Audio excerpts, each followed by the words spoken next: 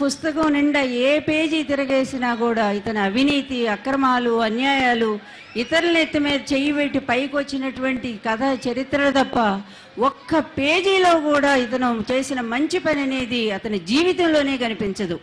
అబద్ధాలు మామూలుగా చాలా మంది రాజకీయ నాయకులు అబద్ధాలు ఆడతారు, కానీ ఇతను తెల్లవారి లేస్తూనే అబద్ధంతో టీ తాగుతాడు, అబద్ధంతో బ్రేక్ఫాస్ట్ చేస్తాడు, అబద్ధంతో లంచ్ చేస్తాడు, అబద్ధంతో డిన్నర్ చేస్తాడు. ఎన్టీఆర్ జీవితంలో ఒక్క అబద్ధం చెప్పారు, చంద్రబాబు జీవితంలో ఒక్క నిజం కూడా చెప్పారన్నటువంటి ఒక దౌర్భాగ్యపు ఈ నేత ఈ సమాజానికి అవసరమా అని చెప్పి ఇటు ఎన్టీఆర్ కుటుంబాన్ని నాశనం చేశాడు, ఎన్టీఆర్ జీవితాన్ని నాశనం చేశాడు, ఆయన కాపాడిన ఆయన భార్య జీవితాన్ని రోడ్డు పాలు చేశాడు. చివరికి వైఎస్ రాజశేఖర రెడ్డి ఆ మహానుభావుడు ప్రతి ఇంట్లో కూడా ఈరోజు ఆయన చేసిన మంచి పనులు ప్రతి ఇంట్లో కూడా ఉన్నాయి. ఆయన వల్ల పేద విద్యార్థులు ఎంతో మంది ఇంజనీర్లు అయ్యారు, డాక్టర్లు అయ్యారు. అటువంటి వైఎస్ రాజశేఖర రెడ్డి మరణం వెనక కూడా ఇతని హస్తం ఉందనేటువంటి విషయాన్ని మనం మర్చిపోకూడదని తెలియజేస్తా ఉన్నాను.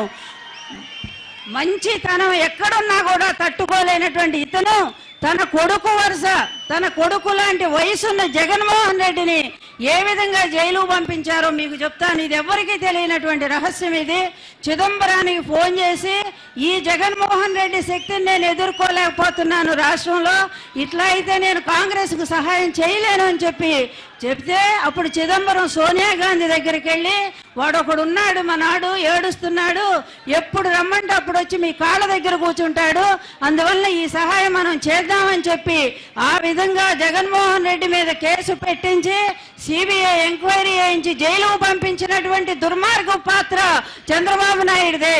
దీనికి సరైనటువంటి బుద్ధి చెప్పాలి అంటే మాత్రం ఈ రోజు వచ్చింది, అవకాశం వచ్చింది, అడ్డంగా దొరికిపోయాడు. నీతి ఏదంటారే 100 శకునాలు చెప్పే బల్లి కుడితొట్లో పడ్డట్టు నేను నీతిమంతుడే అని చెప్పుకున్న పొయ్యను అవినీతి చెరువులో నిండా మునిగిపోయావు. నీ ఎమ్మెల్యే రేవంత్ రెడ్డి రూపంలో రేపు నీ మీద కూడా కేసు పెట్టబోతున్నారు ఏసీబీ వాళ్ళు. ఆ రోజు చెప్తాం చంద్రబాబు, ఇప్పటికీ నా కేసు నడుస్తూనే ఉంది, కానీ దాన్ని పైకి రానీయుడు. మాపు చేసుకుంటూ నేను నీతిమంతుడని హజారే ఫోటో పెట్టుకొని తిరిగినంత మాత్రం చేత 100 శవాలు తిన్న రాబందు కూడా ఒక్క గాలివానికి పోయినట్టు 100 అవినీతి అబద్ధాలతో ఉన్నటువంటి నీ జీవితాన్ని ఇదిగో మా జగన్మోహన్ రెడ్డి అనేటువంటి గాలివాన నిన్ను పూర్తిగా పతనం చేస్తుందని తెలియజేస్తూ ముగిస్తున్నాను. శ్రీమతి లక్ష్మీ పార్వతి, మీకు తెలుసు చాలా సుదీర్ఘమైనటువంటి అనుభవంగా లక్ష్మీ పార్వతి గారు.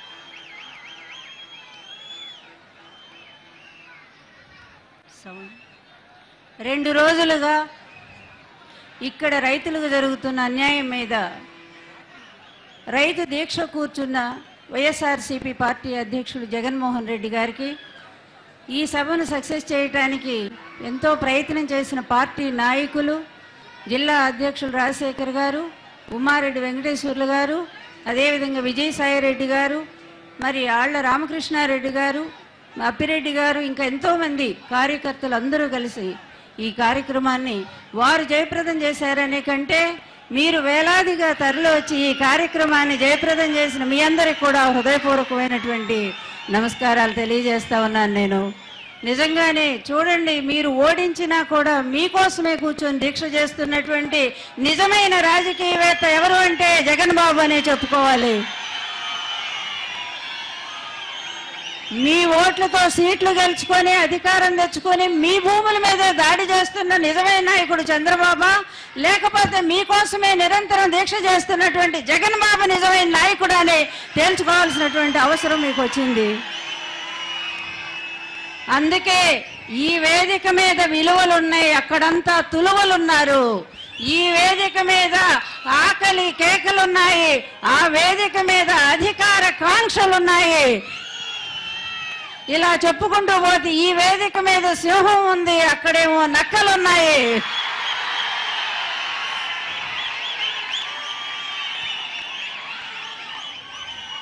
అస్సలు మా అల్లుడికి ఎట్లా బుద్ధి చెప్పాలో నాకైతే అసలు చేతగానే చేత.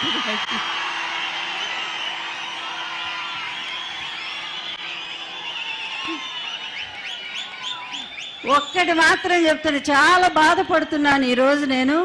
ఎందుకంటే ఇంత ముద్దాడు అనుకోలా.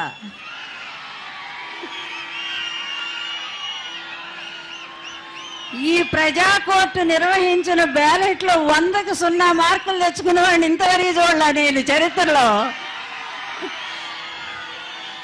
2 మొట్టికాయలు మొట్టి వెధవా బాగా చదవరా అని చెప్పాలనిపిస్తా ఉంది నాకైతే.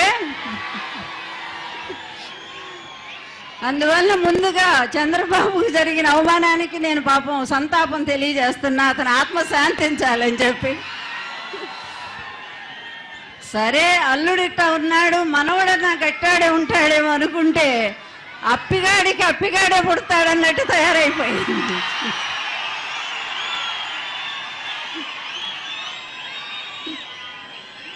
ఈ దేశంలో సెల్ ఫోన్లు తెచ్చింది నేనే, స్మార్ట్ భవనాలకు రూపకల్పన చేసింది నేనే, హైదరాబాద్ మొత్తం చార్మినార్ నుంచి మొత్తం కట్టింది నేనే అని గొప్పలు ఈయన చెప్పుకుంటా ఉంటే $10,000 పెట్టి అమెరికన్ ప్రెసిడెంట్ ఒబామాకి ఎవరైనా $10,000 కడితే ఆయన ఇస్తారు పర్మిషన్ ఎవరైనా ఇస్తారు. అక్కడ ఫోటో దిగొచ్చు. $10,000 అంటే దాదాపు $6 లక్షలు కేవలం ఒబామాతో కరచాలనం చేయటానికి, ఆయన పక్కన ఫోటో తీయటానికి.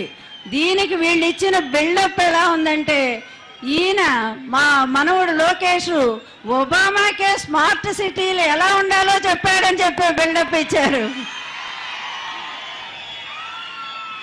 ఒరే నాయన, తండ్రికి తగ్గ కొడుకువే పుట్టావు, అప్పిగాడికి అప్పిగాడే పుట్టాడని చెప్పి అప్పుడు అనుకున్నాను నేను. మొన్న ఇది ఎట్లా నిర్మాణం జరుగుతుంది చూద్దామని ఇక్కడికి వస్తే 4 రైతులు వచ్చారు. ఒకరు విశాఖపట్నం అంట, ఒకరు ఇక్కడే కృష్ణా జిల్లా, ఇంకొకరు గుంటూరు, గోదావరి జిల్లా. 4 రైతులు కలిశారు. నన్ను చూడగానే వాళ్ళు ఆవేశంగా పరిగెత్తుకుంటూ వచ్చారు నా దగ్గరికి. వాళ్ళ ఆవేశం చూస్తే నాకు భయం వేసింది. వాళ్ళు అంటారు వాళ్ళ భాషలమ్మా, ఇట్టా అంటే అల్లుణ్ణి ఎట్టా సంపాదించావో చెప్పు నువ్వు అని అంటాడు. నేనేం చేశాను, నేను చెప్పా మీరే కాదు మా ఆయన కూడా పోయాడు ఈయన దెబ్బకి. తర్వాత నేనేమో రోడ్డు మీద పడి తిరుగుతా ఉన్నాను దిక్కు మొక్కు లేకుండా. ఇంకా మీరెంత బాబు అని చెప్పాను.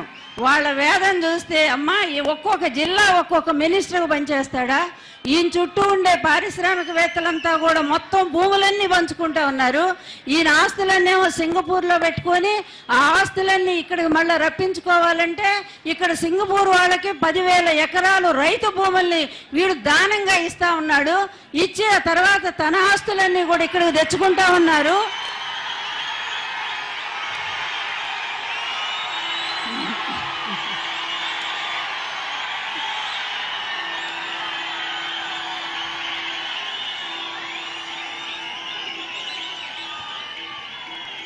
చూసారా ఎవరిని చూస్తే ప్రజా కెరటం ఉప్పొంగుతుందో,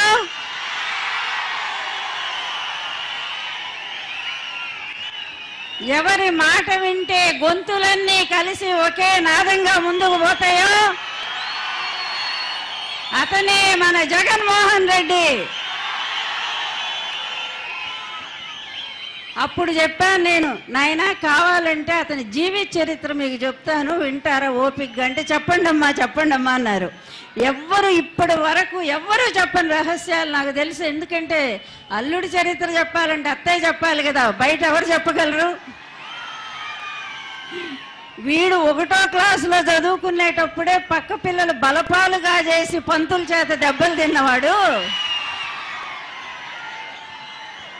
కాలేజీకి వచ్చాక క్లాస్మేట్స్ జేబుల్లో వాడు దాచుకున్న డబ్బులుగా చేసి 2 సార్లు పోలీస్ స్టేషన్కి వెళ్ళాడు. ఎంత గొప్ప చరిత్ర ఉందో, ఎంత గొప్ప చరిత్ర చెప్పుకోవటానికి. తరువాత ఎన్టీఆర్ గారు 10 లక్షల రూపాయలు ఇస్తానంటే వాళ్ళ పిల్లను పెళ్లి చేసుకుని అల్లుడైపోయాడు. తర్వాత భవనం వెంకటరామరెడ్డి ద్వారా తన కేంద్ర క్యాబినెట్ మినిస్టర్ ఇప్పించాలని ఎన్టీఆర్ గారిని అడిగితే నేను చేయనన్నాడు. ఆయన నాకు స్నేహితుడే కావచ్చు కానీ నేను మాత్రం చెప్పనన్నాడు. ఈ విధంగా చిన్నప్పటి నుంచి కూడా ఇతను ఒక అక్రమ మార్గంలో అన్యాయ మార్గంలో పెరిగాడు తప్ప ఒక్క పంతులన్నా లేకపోతే తల్లన్నా చెవి మెలిపెట్టి వెధవా నువ్వు చేస్తుందని పనికిమాలిన పనులు అని చెప్పి ఒక్కళ్ళు చెప్పుంటే ఈ రోజు రాష్ట్రం ప్రజలకి ఈ దౌర్భాగ్యం పట్టుండేది కాదని చెప్పి నేను బాధపడతా ఉన్నాను. నేను